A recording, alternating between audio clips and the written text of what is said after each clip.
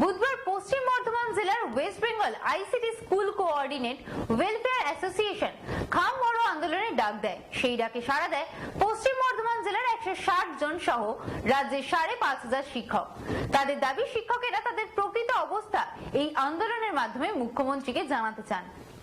West Bengal ICT school coordinator welfare অ্যাসোসিয়েশনের ডাকে বুধবার পশ্চিম বর্ধমান জেলার 160 জন সহ রাজ্যের 5,500 শিক্ষক খাম ভরো আন্দোলনের ডাক দেয়। তাদের বক্তব্য, 2013 থেকে তারা রাজ্যের স্কুলগুলিতে কাজ করলেও বিগত 10 বছরে তাদের বেতন কাঠামোর কোনো পরিবর্তন হয়নি। এমনকি আইটি 192 ফাইল সব দপ্তরের অনুমোদন পেলেও শুধুমাত্র মুখ্যমন্ত্রীর অনুমোদনের অপেক্ষায়। তাই তারা রাজ্যের প্রতিটি কোণা থেকে মুখ্যমন্ত্রীকে এই আন্দোলনের মাধ্যমে তাদের প্রকৃত অবস্থা জানাতে চাইছেন ও তাদের বেতন কাঠামো পরিবর্তনের মুখ্যমন্ত্রীর অনুমোদন চাইছেন। সেই জন্যই তারা মুখ্যমন্ত্রীর নিজস্ব দপ্তর সহ কালীঘাটে মুখ্যমন্ত্রীর বাড়িতে ডাকযোগে চিঠি পাঠাতে চলেছেন।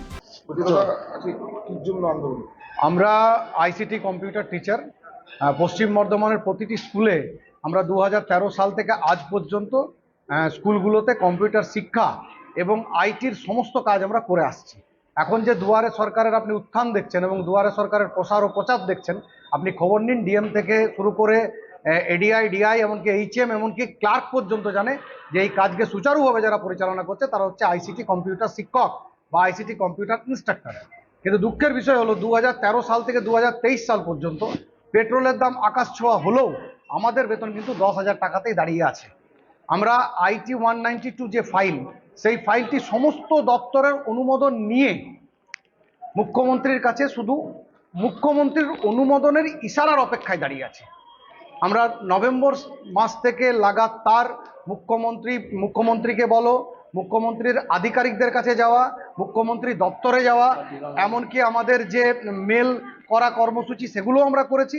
আজকে আমরা একটা নতুন অভিনব পরিকল্পনা নিয়েছি, খাম ভরো আন্দোলন। দেখুন, আন্দোলন মানে রাস্তায় দাঁড়িয়ে সরকারকে চ্যালেঞ্জ করা নয়।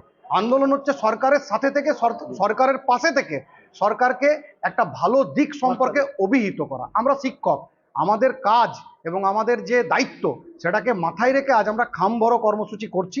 এই খামের ভেতর আমরা দু জায়গায় দুটি চিঠি করছি। একটা মুখ্যমন্ত্রীর পার্সোনাল অফিসে, যেখানে আমরা মুখ্যমন্ত্রীকে আবেদন করছি যে দিদি, আমাদের 192 ফাইল যেটা সমস্ত দপ্তরের অনুমোদন নিয়ে অপেক্ষা করছে, ফিনান্স অ্যাপ্রুভ করে অপেক্ষা করছে, আপনি অনুমোদন দিয়ে এই ফাইলটিকে বাধিত করুন। আরেকটা আমরা কালীঘাটে মুখ্যমন্ত্রীর বাসস্থানে চিঠি করছি, সেখানেও আমাদের কম্পিউটার শিক্ষকরা সমস্ত পশ্চিম বাংলা জুড়ে, পশ্চিম বর্ধমানে আমরা আজকে এখানে যেমন করছি, পশ্চিম বাংলার প্রতিটি পোস্ট অফিস থেকে আমাদের সমস্ত শিক্ষক, 5,500-এর ওপর শিক্ষক আজকে খাম ভরো আন্দোলন করছে।